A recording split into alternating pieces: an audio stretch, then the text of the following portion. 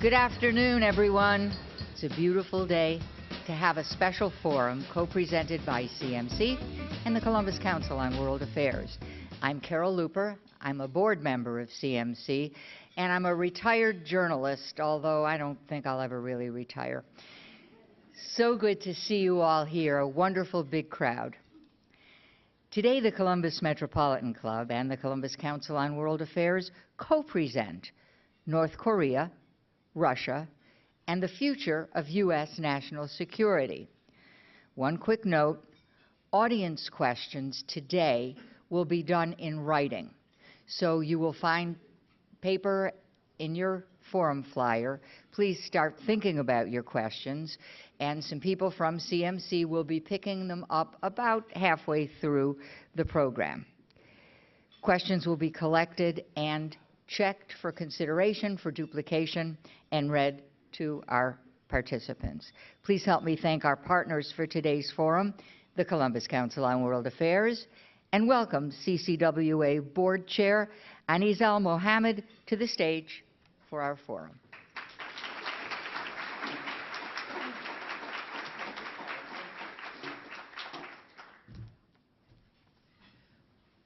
Thank you, Carol. As chairman of the board of the Columbus Council on World Affairs, we are pleased to co-present today's forum with the Columbus Metropolitan Club. Our organizations share a commitment to provide opportunities for civil discourse and dialogue so that we all may be more enlightened about the world we live in. Thank you all for joining us today for what I'm sure will be a thoughtful and engaging discussion with our invited leader. Thank you all also to all of our mission partners, as well as the many individual donors here today, and each of you whose generous support enable us to do what we do. I would like to, at this point,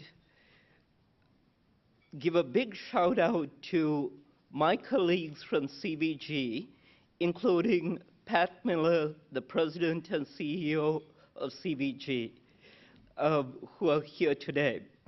I should also add that my full-time job is General Counsel, Compliance Officer, and Secretary of CVG.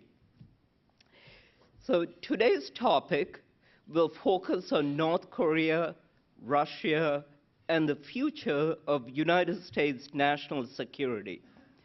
I am honored to introduce today's distinguished speaker, Dr. Lori Esposito-Murray. Dr. Murray is an adjunct senior fellow at the Council on Foreign Relations. Prior to her current role, she held the Distinguished National Security Chair at the U.S. Naval Academy, sponsored by the class of 1960. Among her many other distinguished credentials, Dr. Murray is also President Emeritus of the World Affairs Council of America, which is the umbrella organization of the Columbus Council on World Affairs. Ladies and gentlemen, please join me in welcoming Dr. Lori Esposito-Murray to the stage for her keynote remarks, which will be followed by a question and answer session moderated by Patrick Terrian, the President and CEO of CCWA. Please.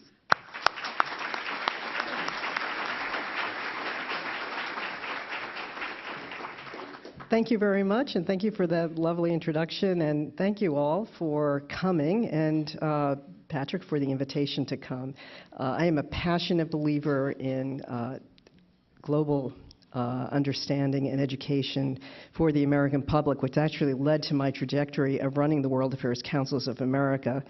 And I am really pleased to see the turnout here, and very pleased to see, particularly the students from Ohio State who are here as well, because the next generation, these problems are going to be with us for a while, and the next generation of leaders is extremely important.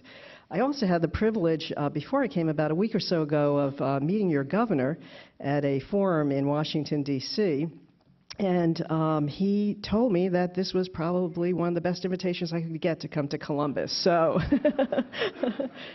so thank you very much, and I'm really happy to be here. What I'm going to do is, in 26, is talk about Russia and North Korea, but in a little bit of a larger context. In 2016, the Joint Chiefs of Staff basically outlined 5 major threats that we plan against in terms of how we are policy and how we, and most importantly for the Joint Chiefs, how are we going to structure our defense strategy, policy, capabilities. Those five threats include Russia, China, North Korea, Iran, and violent extremism.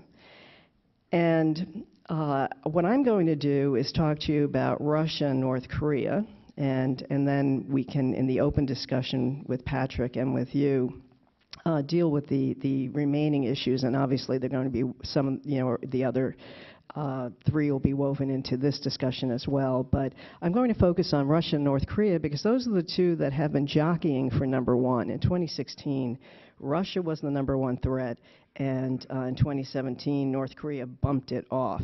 The way the Joint Chiefs Chairman described what was 1 and what was 2 was that these aren't really linear. This is how we do our defense planning and strategy, and that he sees Russia as our most important military threat because of their military capabilities, and North Korea as our most immediate threat. But before I get to Russia and North Korea, I do want to make 2 overall points.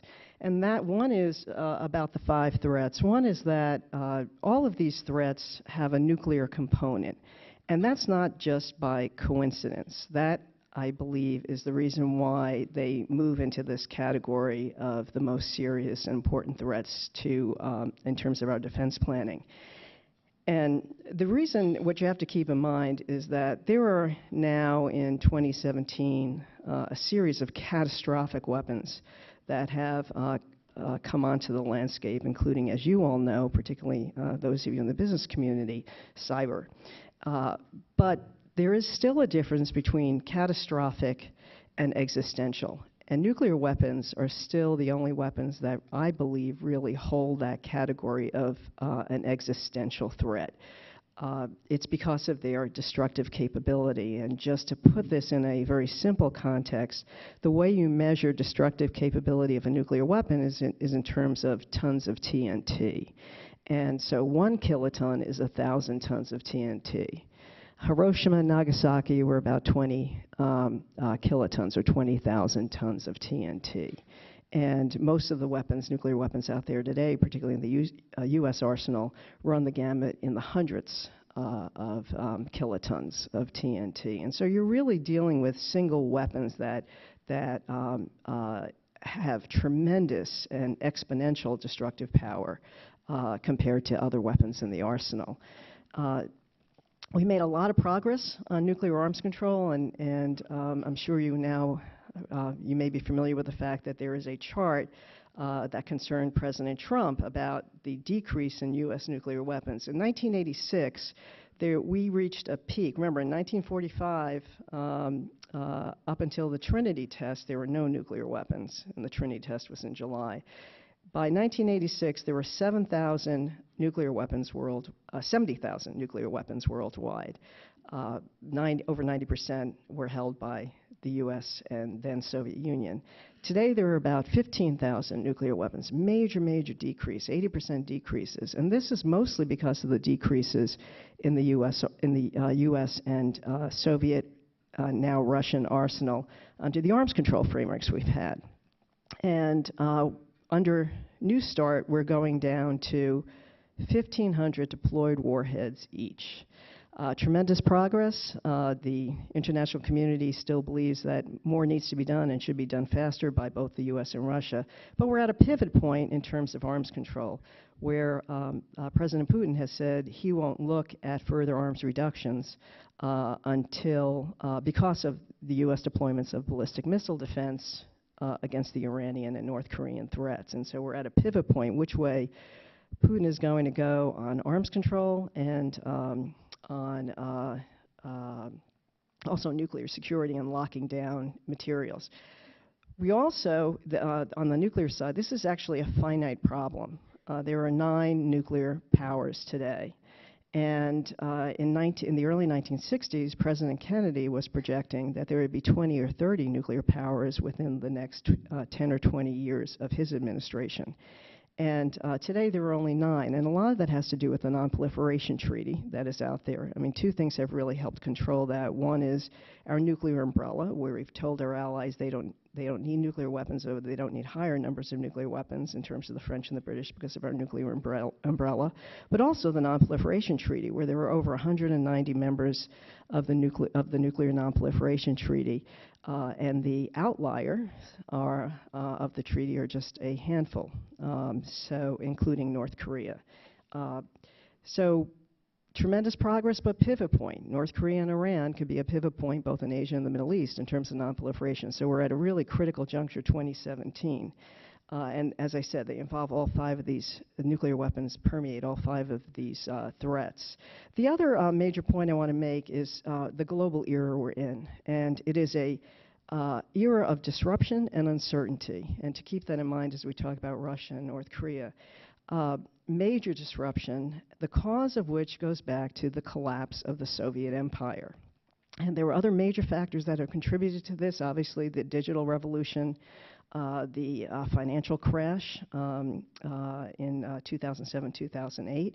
But the principal reason why there is so much disruption is because in 1992, a major empire collapsed, and the world is still reeling, trying to deal with the fallout of a major empire collapsing after a war, after a world war. This was a Cold War, but we saw the same thing happen after World War I. We saw the same thing happen after World War II. And that's the principal reason why we're seeing major disruption now.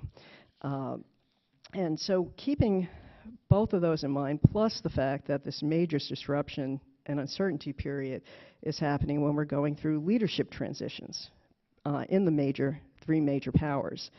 President Trump in January 2017. Xi Jinping is having his 19th Party Congress as we talk today, just started yesterday China time. And you also have President Putin going through an election in 2018 in a couple of months. All 3 leaders are major disruptors. And we are going into a phase of where the first Cold War period is over, of the U.S. being basically the only sole superpower, to a second phase of this post-Cold War era where you have a rising China and a resurgent Russia.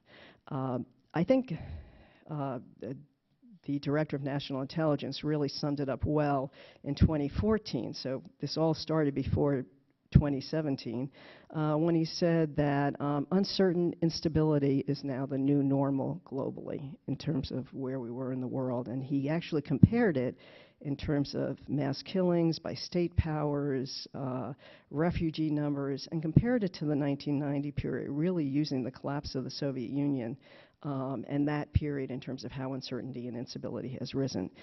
So with those 2 points as backdrops, just to turn to Russia. How did Russia become a threat? 1992.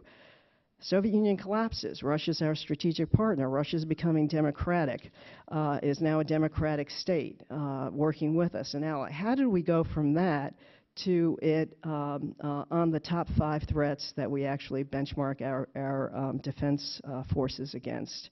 And I think there are several main reasons. One was the difficulty of a country that had been run by the Soviet Union and communism for 75 years, transitioning to democracy. And I actually have very firsthand experience on this because I left. I had been working for Senator Nancy Kassebaum, who was a Republican from Kansas on the Hill in the Senate, doing her national security, her Foreign Relations Committee work. She was on the Foreign Relations Committee. I also did her defense and intelligence during the Reagan and Bush administrations, but left to go over to the International Republican Institute, which is under the umbrella of the democracy institutes. There's the International Republican Institute and the Democratic Republican Institute under the National Endowment for Democracy, and which Senator McCain was president of. And I ran the transition programs, democracy transition programs for Russia. A couple of really key things. One is after World War II, we had a Marshall Plan. There was no Marshall Plan for Russia, and I was actually on the Hill when Condoleezza Rice came up as the NSC representative to talk to Hill staff about the program for Russia, which is very minimal. I believe it was something like $10 million. And you actually saw the leadership of the Senate, both Senator Dole and Senator Mitchell, come together to raise the number for Russian programs after the collapse of the Soviet Union. But when I went over to the International Republican Institute, there were no groups to work with. No institutions to work with in terms of democracy, rule of law, voter registration. I mean, you just go down the list of any of the key things you need. It was really nascent. It was starting from the ground level, and it was very difficult. And you know, as I said, there was no major Marshall Plan to deal with what was happening. What's fascinating today is that we do actually have in the second post-Cold War era that we're going into, a major Marshall Plan that's out there, that's being offered, that's already moving out, and that is actually being offered by China. And that is China's Belt and Road Policy, $1.4 trillion program, infrastructure program, involving about 60 countries to basically resurrect the old Silk Road, connecting Europe and Asia together in terms of trade and commerce. And China is actually leading this effort, and we just heard Xi Jinping yesterday that within the next 10, 20, 30 years, he hopes that China will actually regain its role at the center of the global community. And but Russia collapsed. Democracy was very difficult. There were no foundations there. Or Soviet Union collapsed. There were no foundations there in terms of transitioning to democracy. It was very similar in terms of the free market. And what we have seen develop is moving from a communist system to a capitalist free market system. What we've seen developed is this crony capitalism. And then after the collapse of after the crisis, the 2007 global crisis, China actually became a model that many states were looking at in terms of capitalism with their state capitalism, including Russia. But Russia was well on the road early on, even before the collapse of the Soviet Union, in terms of crony capitalism and dividing up the pie of natural resources among a very, very small elite group of people, most of whom are associated with President Putin right now in terms of controlling that economy.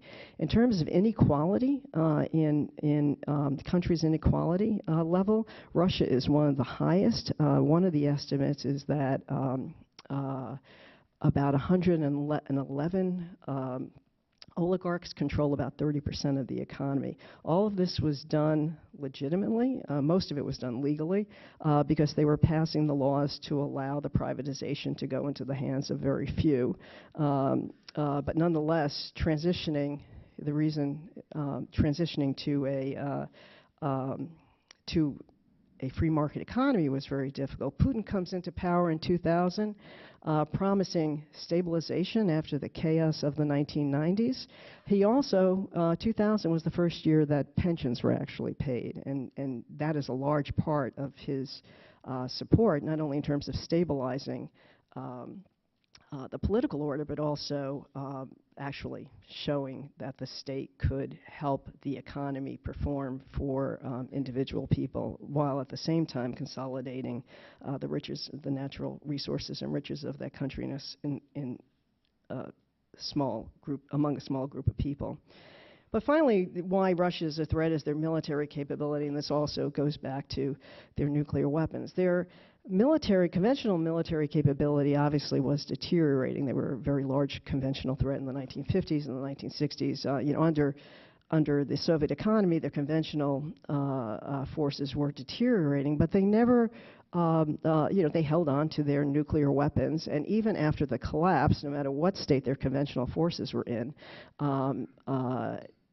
and still relative to other countries was a much strong, a very strong conventional force.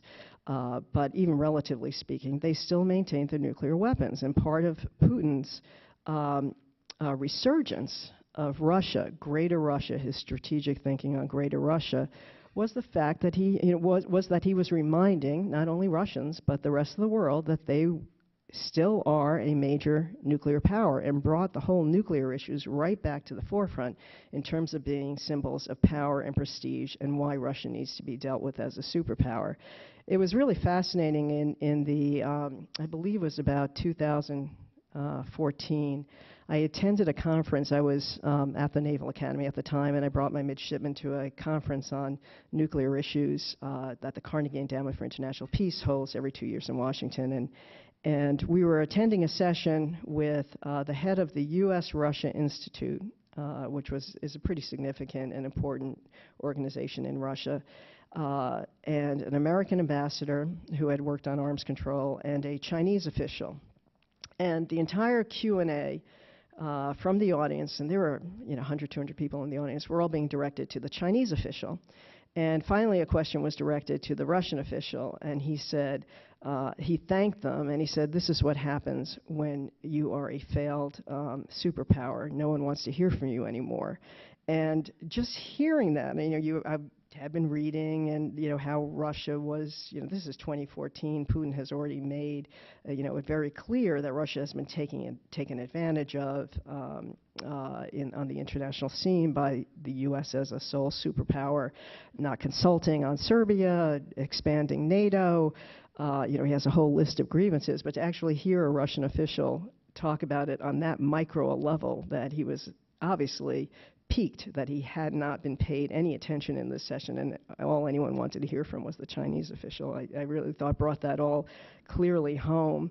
People question whether, actually debate whether Putin is strategic or whether he's tactical. I actually think he's both.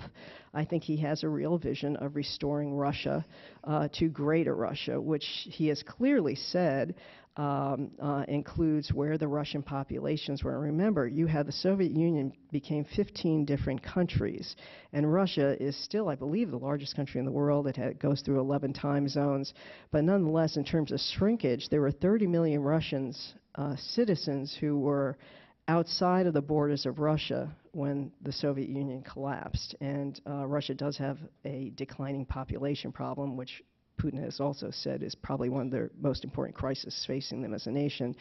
But I think he's very strategic. He sees a Greater Russia.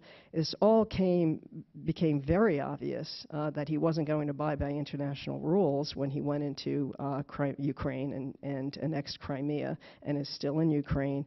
But I think he's also very tactical. I think he is someone who is very flexible in terms of responding to really responding to the U.S. and U.S. leadership role, and looking for those vacuums and looking for those gaps. And you saw that in Syria after the red line decision by President Obama not to strike Syria, and Putin came in and sort of parachuted in to solve that problem with the Chemical Weapons Convention and to re-engage Russia in Syria, which was very important to them. And you see it also happening in North Korea as the Chinese have been distancing themselves and supporting sanctions and cutting off energy with the latest sanctions, the last 2 rounds of sanctions. You see Putin, Kim Jong-un reaching out, and Putin taking advantage of that vacuum. And actually, he has been investing in the energy sector in North Korea, and also talking about cooperating in terms of rail infrastructure, and just really taking tactical advantage of power gaps in terms of putting Russia front and center back on the international scene. In terms of his public opinion, the Russian people actually think that he has delivered on that. That Russia is more respected worldwide under Putin's leadership.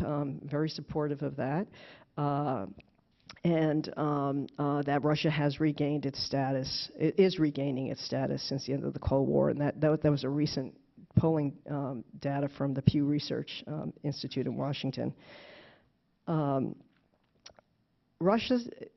is a disruptor, as I mentioned, Xi Jinping is a disruptor, and Trump is a disruptor. And we have, at this critical time of pivotal decisions, three major disruptors running the most powerful nations. And in February, Foreign Minister Lavrov said, what is happening is this is a new, the post-Cold War period is over, and those institutions have failed. I think what we're looking at is I absolutely agree that the post-Cold War period is over of U.S. unipolar power, U.S. the sole superpower.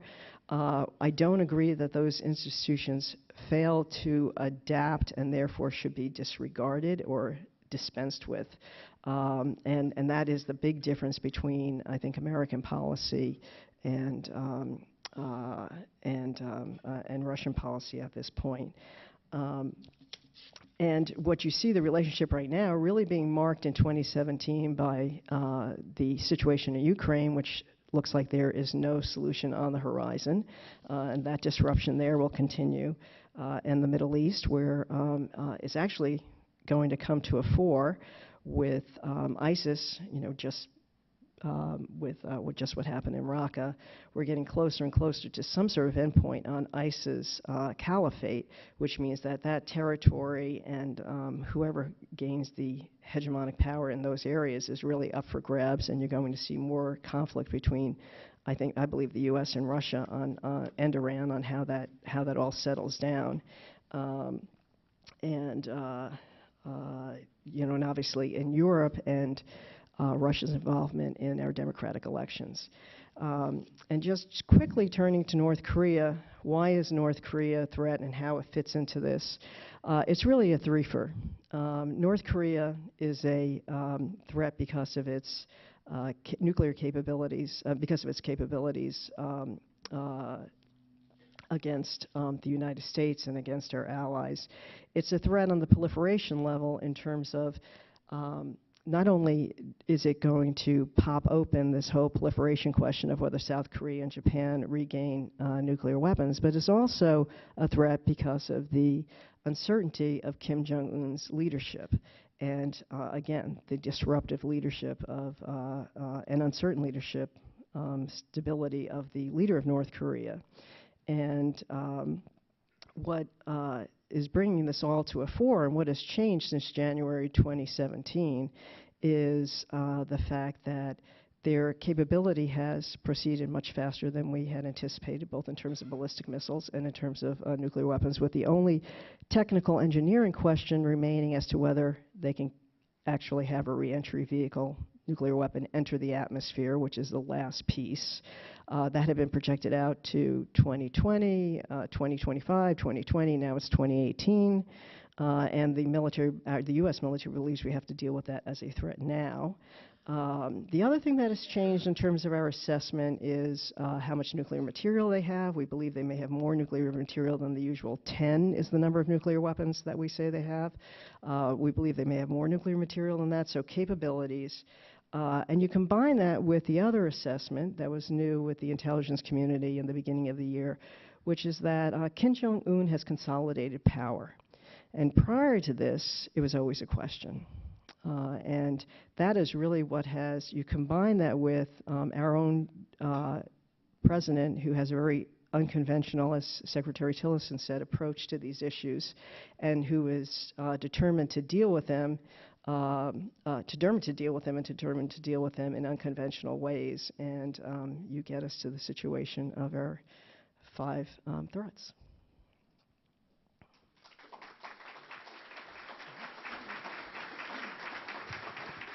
Thank you, Dr. Murray. I'd like to encourage and remind everyone the questions are going to be handed in or tweeted So open up your packets and see the note card there and begin writing.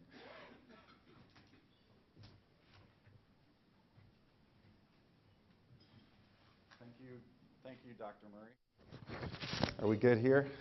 Andy? Yeah? Great. I wanted to bring China into this a little bit more. I know it's one of the five, and I'm kind of thinking about it as one of the two of the five as well, and I think about North Korea.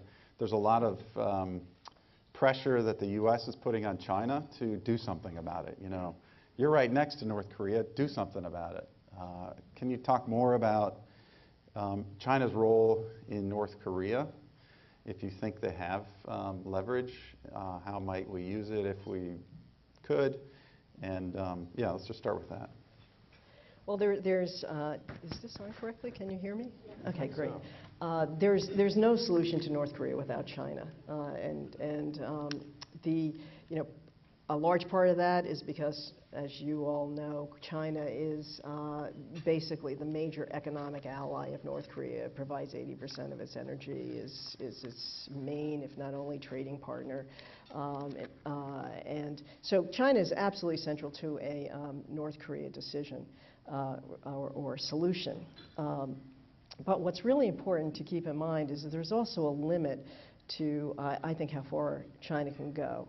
And President Trump has actually made significant progress in terms of moving China on sanctions.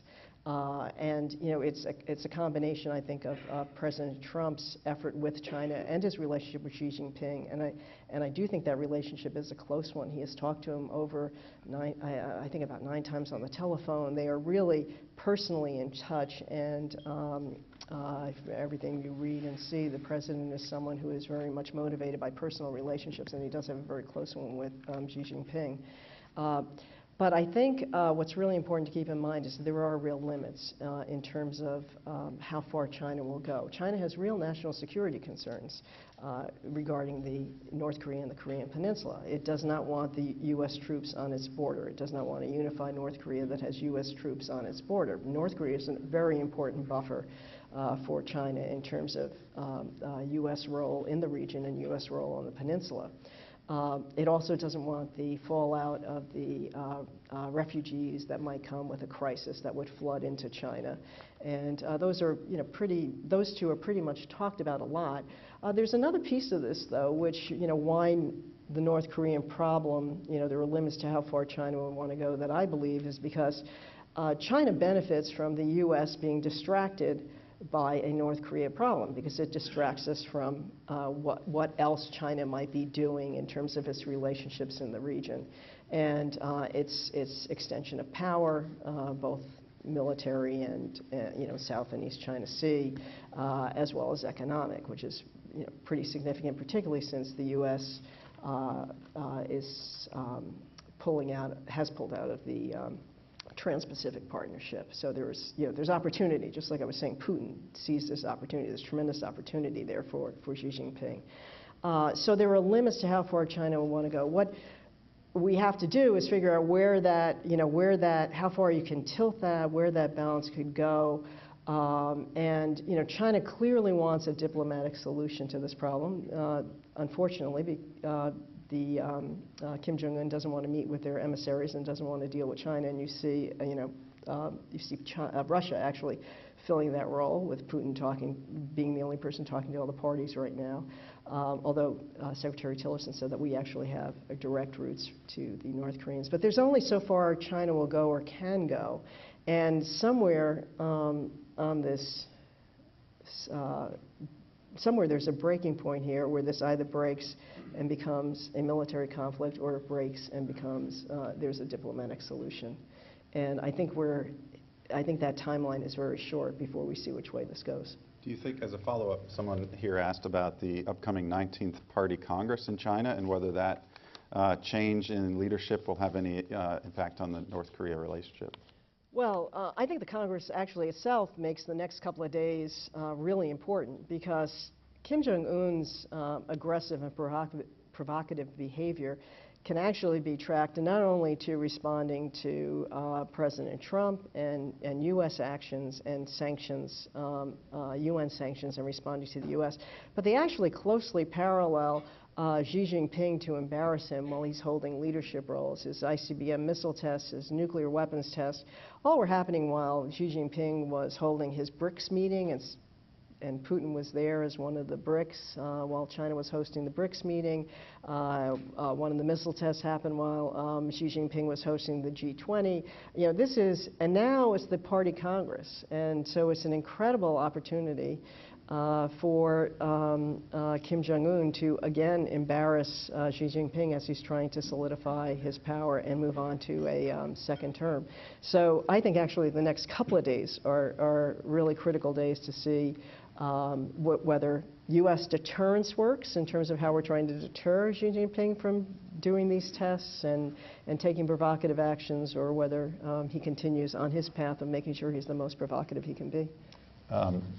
You all know we only have a little bit of time, right? I'm like thinking about this. Sorry, I'll try to make my answers a little bit shorter. No, that's okay, and I may speed it up. But before we leave on North Korea, I was just thinking about one of the most important questions, which is, how old is Kim Jong-un? So I'm no one kidding. knows. I mean, is he over 20? So the answer is no one knows. For real? For real. The guess is he's about 30. He's about 30. Yeah. Okay, great. Right? These are important questions. I want to. That makes him a millennial? Yeah, I don't know. Is he on Twitter? Does anyone know? Let me switch a little bit here, and we'll bounce in and out, and I may, if you don't mind, cut you off sometimes. But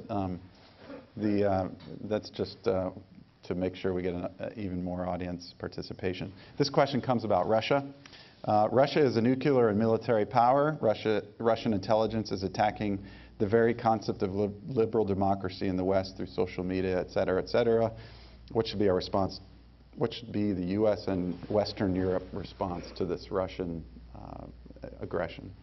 Well, this is a really serious problem. And what Russia has done, which really is, a new benchmark of threat, is the weaponization of cyber hacking. Most of the cyber hacking before this has been to steal intellectual property and or for spying reasons. What Russia did in the U.S. election was actually weaponize the cyber hacking and using that material to actually affect the U.S. election. We've seen Russia openly in Europe working with, actually giving 10 million euros to Le Pen's campaign. I mean, that was an open contribution from the Russian Federation, and never mind what they're doing similarly with Facebook. This is a real problem in terms of this whole new area we're in. I think there are a lot of lessons from what we did on nuclear weapons and how we coordinated with the Russians on nuclear weapons after the Cuban Missile Crisis, to actually take some of those lessons in terms of developing rules of the road and trying to figure out, trying to have global norms as to what's allowed and what's not allowed, particularly in terms of this area of election disruption. But even more importantly, or equally importantly, I think working with our own companies, they're global companies, but obviously U.S. companies as well, Facebook, Google, and trying to get the types of constraints put in so that this type of manipulation, both in terms of the news, the fake news that comes on, and the targeting that happens, the ability to actually target audiences. I think that that is equally as important, and there's an equal responsibility there in terms of these companies. And this is a whole new area of territory, and we're dealing with an internet that was supposed to be open and free and incredibly naive as in terms of security. It was not part of the initial thinking when the internet was launched, as you all know, and we're trying to pedal this all back. But working with Facebook and Google, I think is absolutely, and Twitter, and all the social media platforms is absolutely important. Great. This is a follow-up on Russia.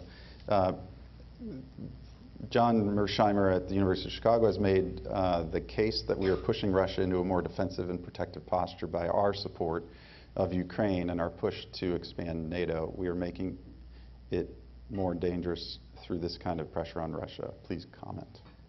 You know, this really goes back to the whole NATO enlargement issue and what we should have done or could have done and who lost Russia. I actually think, you know, having been involved, I was involved on the democracy side, and then I went into the Clinton administration, and I was actually involved again with Russia. I had been at the National Academy of Science in the 1980s, meeting with Russian physicists at the Soviet Academy of Sciences, and you know, in the Soviet Union. Those physicists were actually very similar to the U.S. too, but even more so, planning the defense programs for the Soviet Union. When I was in the Clinton administration, I actually participated in the Gore-Chernomyr, you know, helped as a staffer participate in the Gore-Chernomyr meetings that were happening because of what I was doing on the Chemical Weapons Convention.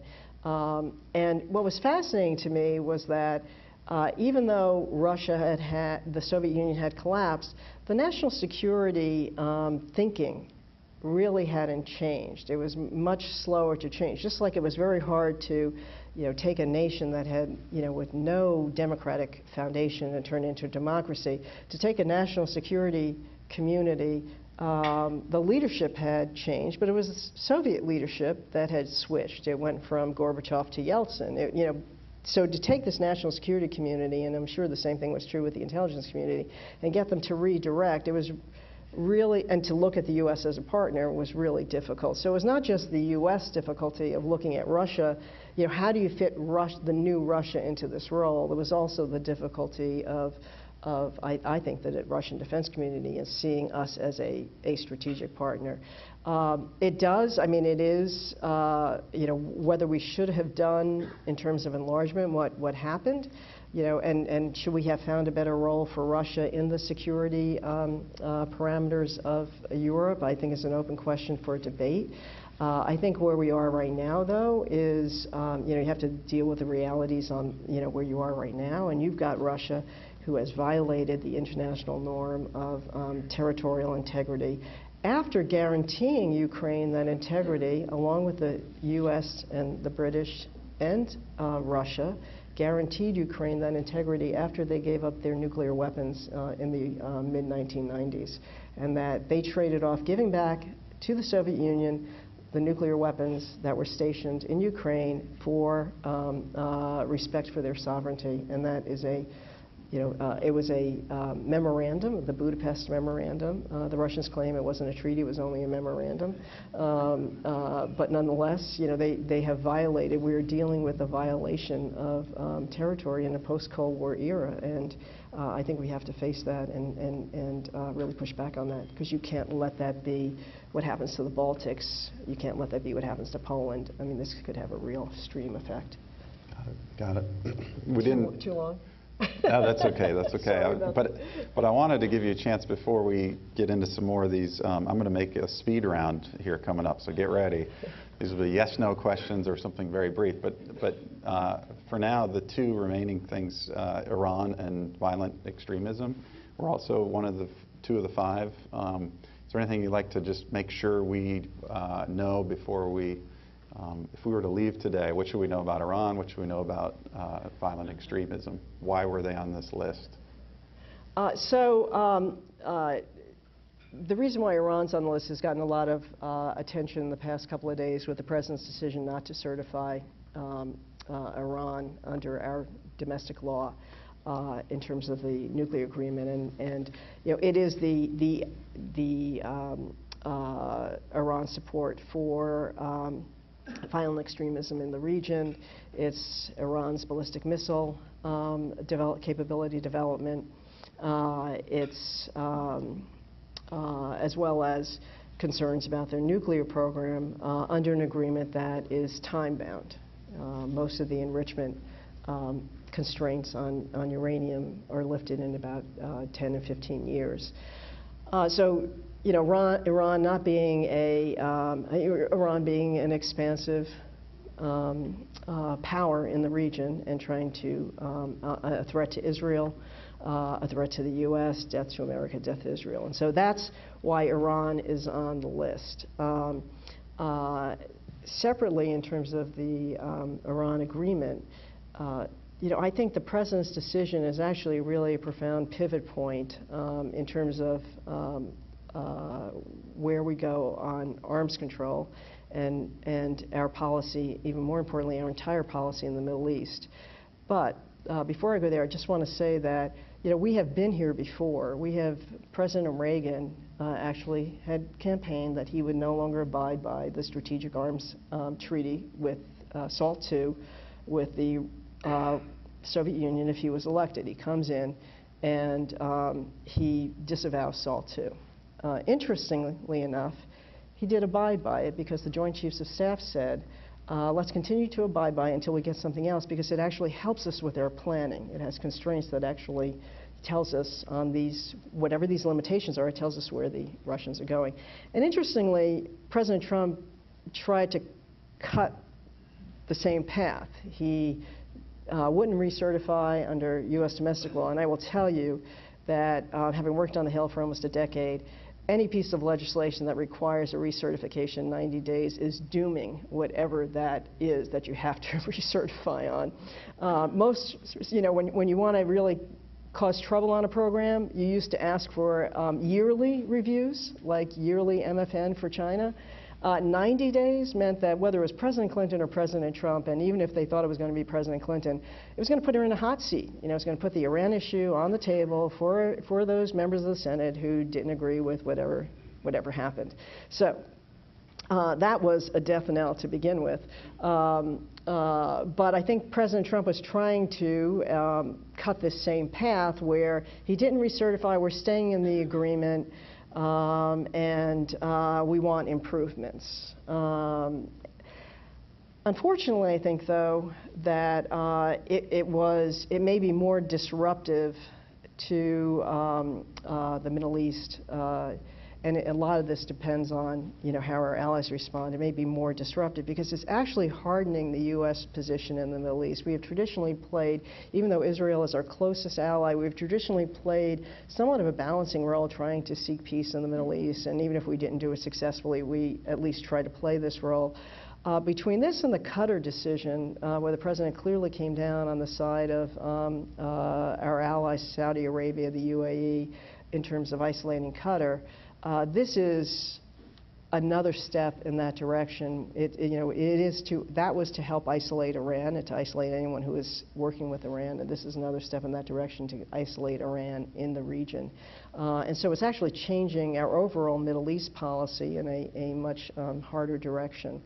And I should mention, too, though, while everyone is reporting that our allies disagree with this decision, our allies and the other parties to the agreement disagree with what's happening and believe Iran is abiding by it. But our allies in the Middle East, Saudi Arabia, the UAE, are all supporting the decision. Israel are all supporting the decision on Iran. Personally, my own opinion, I can skip. If we don't have time. Go ahead. I really do think all those other elements of why Iran is a problem are very, very serious elements.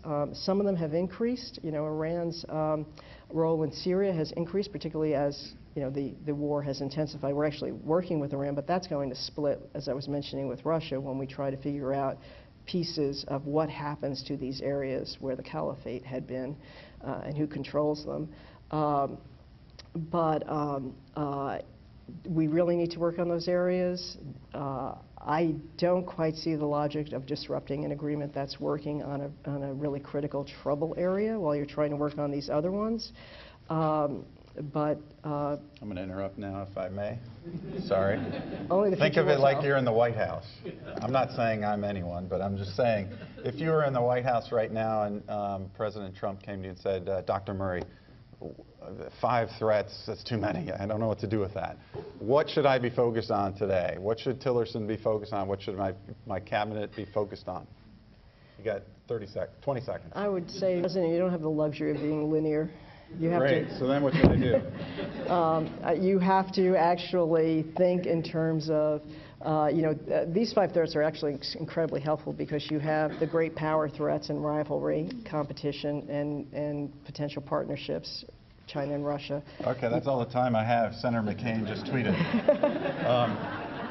quick. Rogue Quick. states, Iran and North Korea most important, and violent extremism, Thank ISIS. you. Great. Does the would the travel ban make? And this is the problem with the White House. So, I can be president. What will the travel ban, if it's ever comes into execution, will it make America safer, as has been the reasoning behind the travel ban? Yes or no? Well, I am having a hard time keeping up with the iterations of this travel ban. I will just talk about more generally how to keep America safe in these times in terms of immigration and refugees. These are really disruptive times. We have had seen, as I mentioned, more refugees since World War II, and dislocations. Do you think America would be safer without allowing immigrants and refugees into the U.S.? No. What? No, but I was going to say this is a really serious problem, though, because of as we are winning against the caliphate, you have large streams of ISIS supporters leaving, and you have to deal with that, and Europe has to deal with that, and we have to deal with that. There are ways to deal with that where you're also protecting refugees and you're also ensuring immigration, which is absolutely critical to our development culturally and economically as a nation.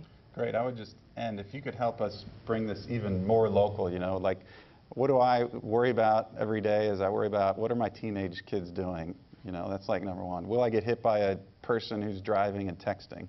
Like, what do you think about and lie awake thinking about, knowing what you know, and what should we be worried about day to day in terms of national security as citizens in this great region?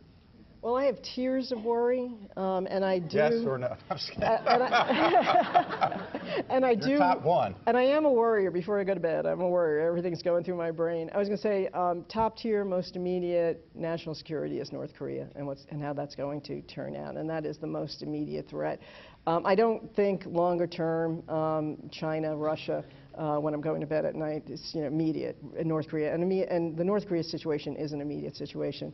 The other, so there's global issues, and then there's family. My children having jobs. Will my children be employed? And that's what brings it.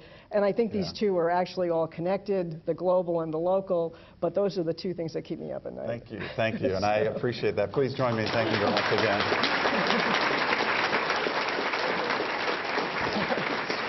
Speaking of jobs and economics, please consider becoming a member. Well, don't consider. Become a member of the Metropolitan Club and the Columbus Council on World Affairs, because you've enjoyed this today, right? Yes. Okay. But our next program at the Council is on December 14th, and it's focused on NAFTA, another very important global topic. We hope you can be there. And I turn it back over to our host. Thank you. I know you all enjoyed today's forum, and we encourage you to continue the conversation with coffee and cookies in the back of the room. You can watch and share today's forum and all of our forums on CTV Columbus Television, on WOSU and PBS affiliates statewide through the Ohio channel, and anytime on CMC's website via YouTube. Let's thank our co-presenters, the Columbus Council on World Affairs.